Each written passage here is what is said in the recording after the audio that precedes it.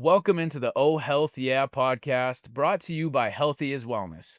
As you all know, our mission is to empower you to take control of your health and elicit a little bit of curiosity in your life when it comes to the world of wellness.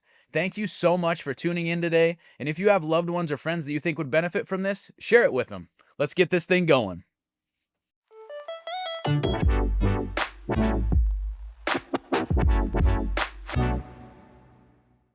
Welcome in, Healthy is Wellness family, to another edition of the Oh Health Yeah podcast.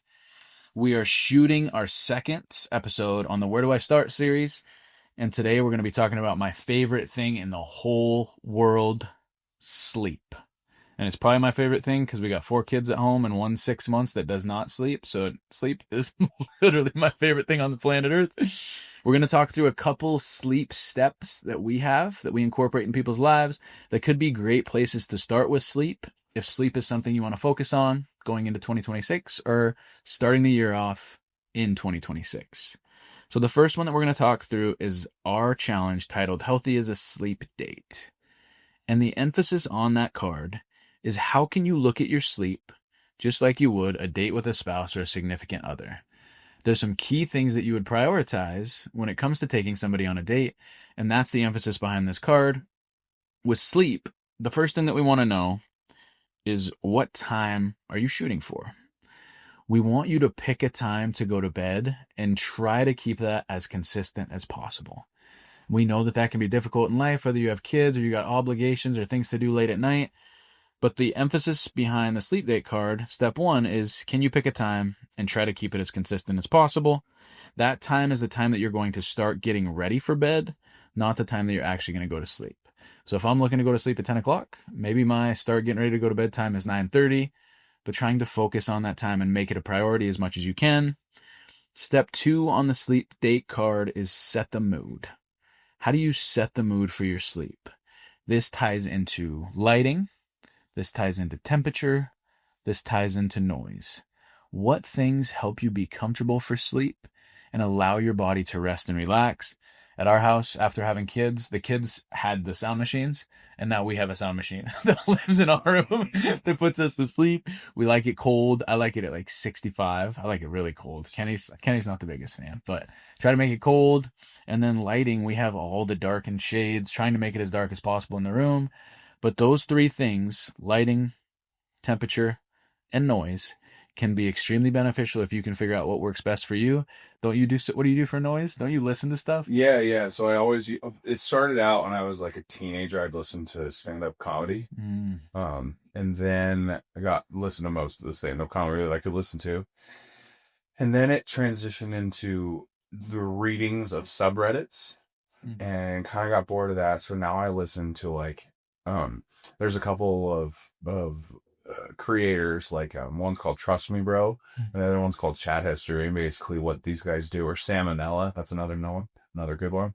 But basically what these guys do is they just do little illustrations and they talk about like stories of history, the Spartans, just all sorts of different things that have happened in history, like most epic battles in history that changed the world. Or they talk about like Nero from or how the Roman Empire fell, like just stuff like that. It really helps.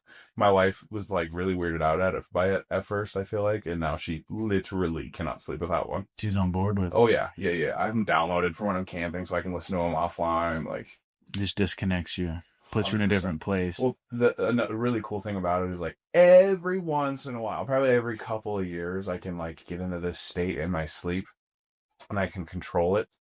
And those really help me do that. So it's like I'll dream about what I'm listening to, and that's really kind of it's like I don't know, it's like real-time VR. Yeah, that is pretty sweet.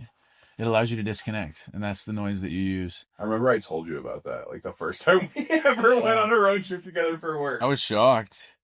But it's interesting because the noise that you need is completely different than the noise that I need, which is different than other people as well. So keep that in mind as you're thinking through this.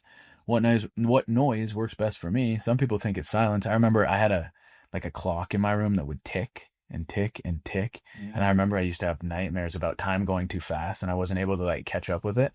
So when I had to literally take the clock off the wall. And then whenever I go to hotels or whenever I like football trips in college, I would have to take the clocks off the wall and take the batteries out. Because that noise, like for some reason I couldn't sleep with it. So figure out what your noise is, what your temp is, and what your lighting is. Try to prioritize those 3. And then the third step here is dress for the occasion.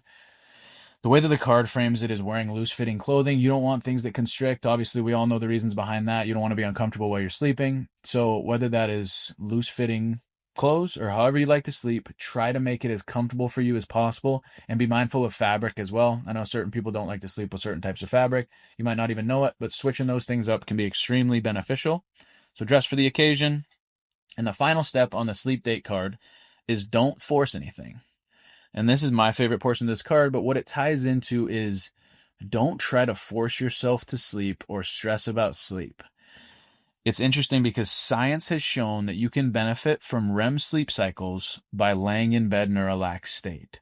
So although you might not be asleep immediately when you lay down, there's benefits to being able to lay there and just breathe that are literally huge benefits, because of the fact that when you're relaxed, you can still reap some of those REM sleep benefits. So if you're laying in bed and you're not able to fall asleep, it's not one of those things where you need to get stressed out and get pissed off and get up and go do something. It's how do you relax? How do you sit in the moment? How do you focus on your breath? How do you allow your body to still rest? One of the things that I'll implement in my own life is if my brain is still going, I will literally grab my book and read and just lay in bed because it'll put me back to sleep. Other people I know will focus on box breathing.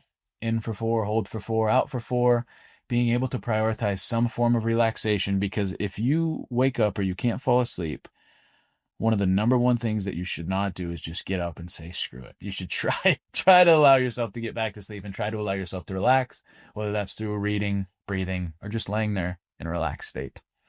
Anything on the don't force anything aspect of things? No. Okay. I've heard Misty talks a lot about like journaling. If you're laying in bed and you can't fall asleep because you have things on your mind, taking a pen to paper and writing those things down. Like, I need to email Zach tomorrow. I need to get this thing done. Yeah. Getting it off your brain so that you don't have to. Problem. Exactly. So you don't have to sit there and stew in it. Yeah.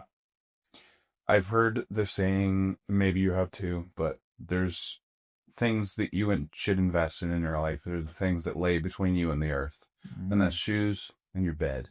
And there you go. So, like, obviously, a bed is a huge budget constriction. But if you're able to figure out what type of bed you like to sleep on, what makes your body feel the best, and, I mean, figure out a way to get that for yourself. Because it just like, you've always heard people say, I started wearing these shoes and they changed my life. If you find the right mattress for you, it will change your life. It'll change the quality of your sleep. You'll look forward to sleep instead of dreading it.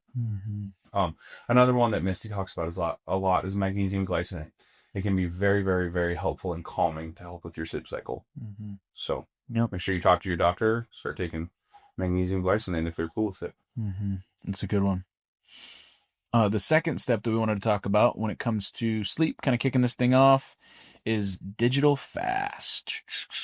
So this is a fun one. So the way that the card emphasizes this is waiting 1 hour when you wake up in the morning, due to the fact that if you're on blue light, or not necessarily just blue light, but any sort of devices, whether it's tablets, phones, screens, computers, what it does is it abruptly awakens the brain, in turn making it harder for you to fall asleep at night. So the emphasis on our digital fast card is how often can you avoid looking at phones, tablets, screens for the first hour of the day.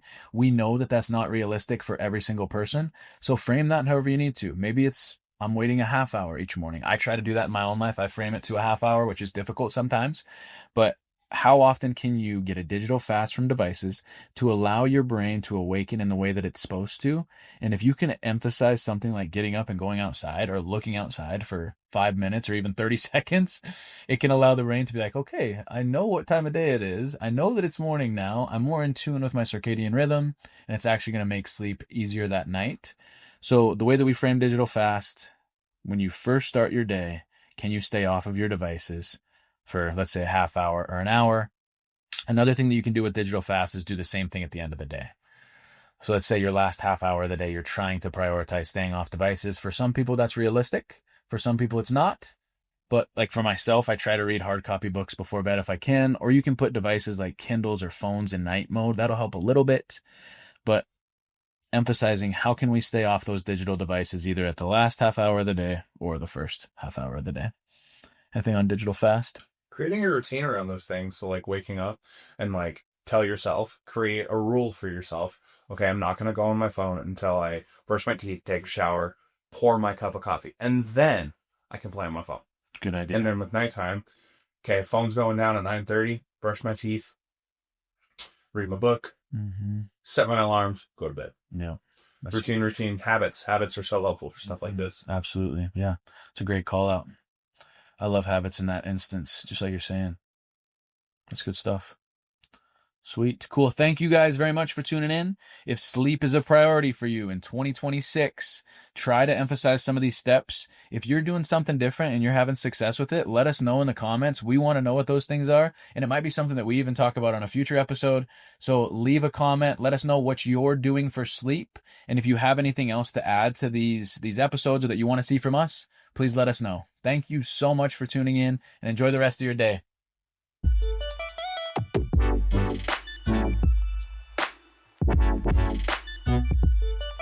Thank you.